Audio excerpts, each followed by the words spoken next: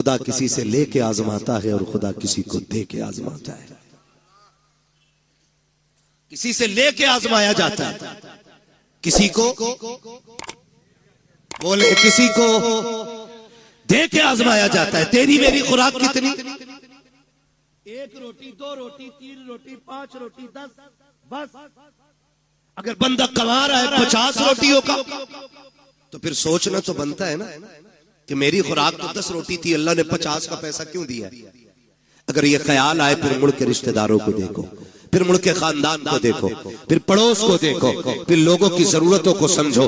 अगर तेरे दरवाजे पे कोई जरूरतमंद रहता है, कभी एक वक्त का खाना उसे भी खिला दिया करो। अगर तुम्हारे पड़ोस में कोई गरीब रहता है, कभी उसके भी काम आ जाया करो। अगर तुम्हारे पड़ोस में ऐसे लोग रहते हैं कि जिनके पास दवा के लिए पैसे ना हो, तो अपने बच्चों के बर्गर पिज्जे छोड़ करके कभी किसी गरीब को दवा भी दिलवा दिया करो। लेकिन हो क्या गया है, हम अपनी कमाई की कसरत को अपना हुनर समझते हैं, फन समझ कर उसको तिजोरी में इकट्ठा करते हैं। और तुम्हें खुदा का वास्ता, अल्लाह कादिर मुतलक है, जैसा वो देना जानता है वैसा लेना जानता है। अगर देने पे आता है छप्पर फाड़ के देता है, अगर लेने पे आता है चमड़ियां उतार के ले लेता।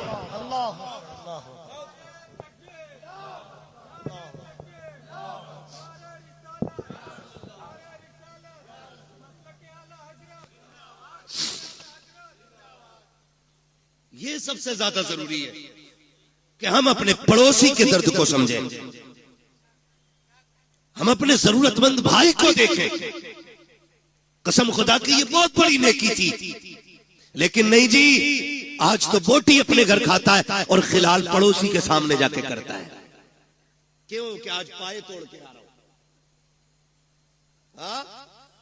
आज पाए तोड़े, आज मैंने चिकन खाया, आज मैंने मटन खाया। इस्लाम क्या कहता है?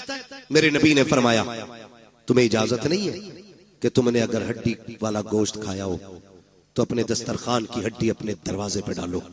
कहीं ऐसा ना हो तुम्हारे पड़ोस में कोई गरीब रहता हो और उसके बच्चों की निगाह हड्डियों पे पड़ गई और उनका दिल अगर कह गया काश हम भी गोश्त खाते, और बच्चों के बाप की हैसियत नहीं हुई गोश्त खिलाने की, तो फरमाया गरीब का दिल टूट जाता।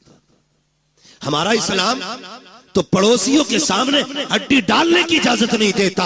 हम तो खिलाल इसलिए करते हैं ताकि मेरे चर्चे होने चाहिए, इसके दस्तरखान का आला खाना होता है, इसके बच्चे अच्छे से अच्छे खाया करते हैं। और तुम्हें खुदा का वास्ता हुजूर के दिए हुए दीन को समझने की कोशिश करें, पहचाने हमारा तरीका क्या होना चाहिए। आज हालात ये है कि नामवरी के लिए हम करोड़ों रुपए बेटों की शादियों में तो उड़ा दिया करते हैं, लेकिन जरूरतमंद लोग जाकर के हॉस्पिटल में देखो 2-2 रुपए की दवा के लिए तरसते रहते हैं। काश उन्हें वक्त पे पैसा मिल जाता, शायद किसी को हार्ट की गोली मिल जाती, किसी का ब्रेन हेमरेज होने से बच जाता, किसी की किडनी बच जाती। लेकिन करे क्या? हमें सिर्फ अपना नजर आया, इसलिए कौम का बेड़ा गर्क होता जा रहा है और हमने सारी जन्नत सिर्फ मस्जिदों में जाके ढूंढी है। और तुम्हें खुदा का वास्ता मस्जिदों में भी जाया करो, लेकिन कभी कभी हॉस्पिटल चले जाया करो। हो सकता है तेरे 100 रुपए से किसी गरीब की जान बच जाए। खुदा की कसम, अगर ऐसा हो गया काबे वाला भी राजी हो जाएगा, मदीने वाला भी। नारे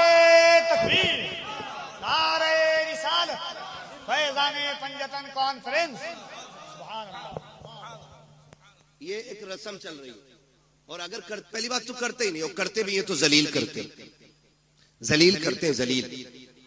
मैं 2-3 फोन मोहम्मद अली भाई आए कि आपको बुलाना चाह रहे हैं। क्यों? कहा हम इज्तिमाई शादी करेंगे इस बार।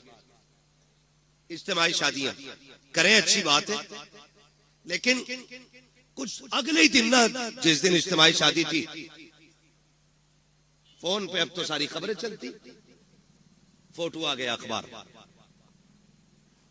20 बच्चियां दुल्हन बनी, उन 20 बच्चियों के फोटो थे। मैं पूछना चाहता हूं, ये जो इज्तिमाई निकाह की लोग रस्में करते हैं ना, रस्में क्यों?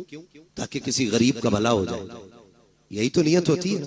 बोले और होनी भी चाहिए, लेकिन आप फोटो देखो ना, कसम खुदा की एक बच्ची का मुंह पर नहीं था उठा। आप हमें बताएं, कभी किसी गरीब को जलील करने से पहले हमें ये ख्याल क्यों नहीं आता कि इसी लाइन में कल मेरी बेटी भी तो हो सकती है?